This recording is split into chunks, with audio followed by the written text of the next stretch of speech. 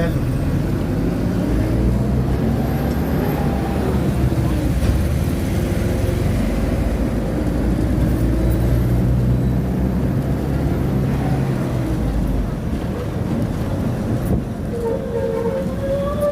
এই বেরোলাম খেয়ে দিয়ে অফিস থেকে।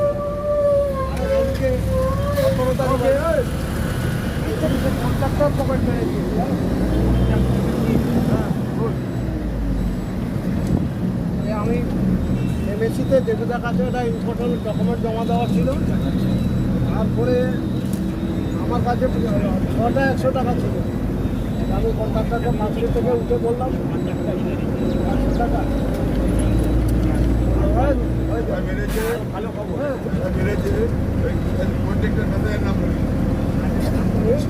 সমান হয় না।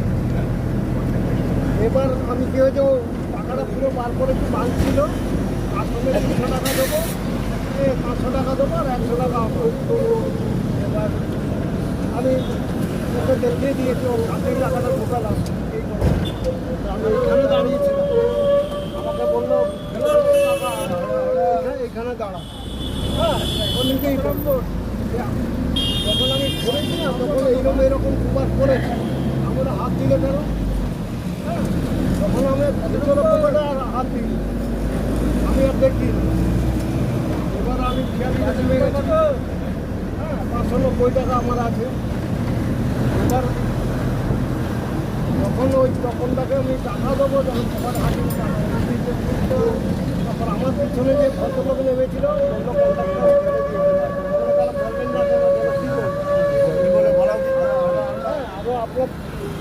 বলা উচিত না, চোখে দেখছেন বলে ভালো।